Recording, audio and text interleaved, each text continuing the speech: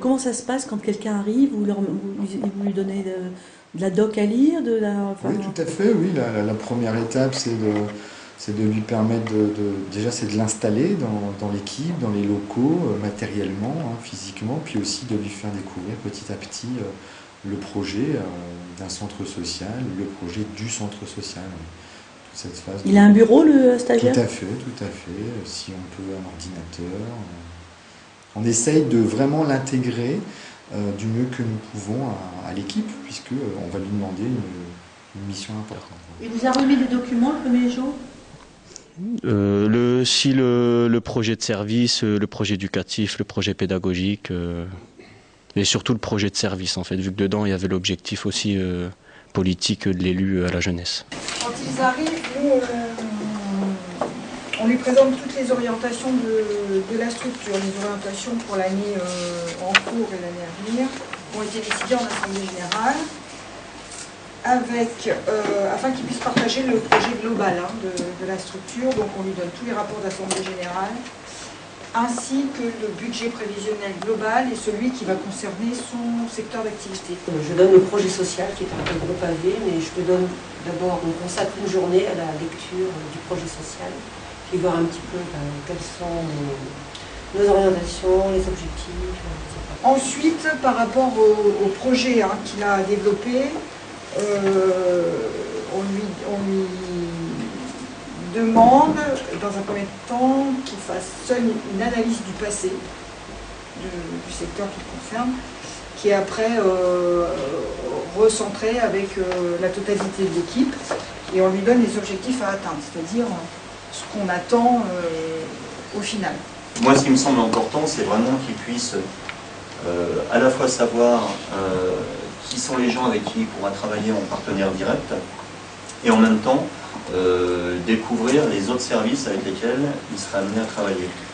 Parce que vu ce qu'il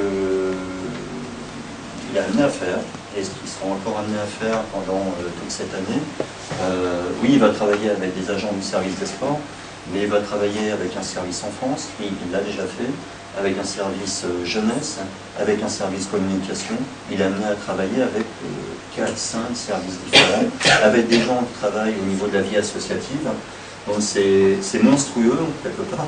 Ensuite, on passe dans cette journée-là, on bourre l'information, on lui donne tous les outils administratifs, c'est-à-dire comment accéder au réseau informatique, comment accéder aux fichiers, comment organiser ces fichiers, selon, je dirais que c'est le protocole qui doit s'insérer dans le protocole de fonctionnement, les frais de déplacement, les repas, les notes de service, ses horaires, les points qui sont négociables, pas négociables.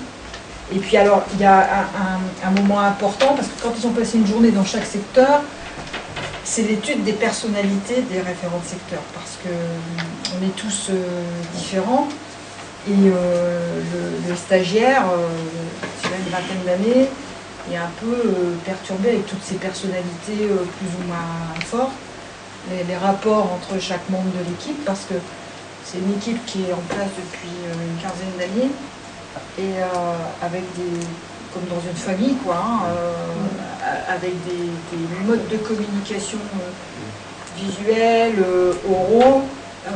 Parfois les stagiaires sont vraiment déstabilisés, quoi, et ne comprennent pas forcément comment fonctionne tout ça. On essaye de faire en sorte d'accueillir du mieux possible la personne en formation, qui, elle, pour retour sur investissement de cet accueil et donc de la mission qu'on va lui confier, aura l'occasion d'être considérée comme finalement membre à part entière de l'équipe, et aura donc l'occasion, durant l'alternance, de développer des compétences. On peut tout à fait avoir un statut dans la collectivité en dessous de quelqu'un d'autre, mais être chef quand même de ce projet et d'être amené à manager un chef de service, voire un autre coordinateur, dans cette logique de chef de projet, quoi. Donc ça se fait quand même de plus en plus. C'est important pour faire sa place que ces missions soient bien cadrées dès le départ, et expliquer aussi à l'ensemble de l'équipe qu'il n'est pas là pour prendre leur boulot, et qu'il est bien là en tant que stagiaire. Une fois on m'avait dit ça, C'est un formateur qui m'avait dit ça, que ce qu'on explique aux stagiaires le premier jour, il le retiendra toujours. Alors que si c'est dit après, ça va passer à la trappe. Donc il y a des points clés, notamment les points négociables et pas négociables. C'est tout de suite au premier jour, tout est listé. Et c'est vrai en plus. Quand on reboucle avec eux plusieurs mois plus tard, ils se rappellent très très bien le premier jour ce qui s'est passé.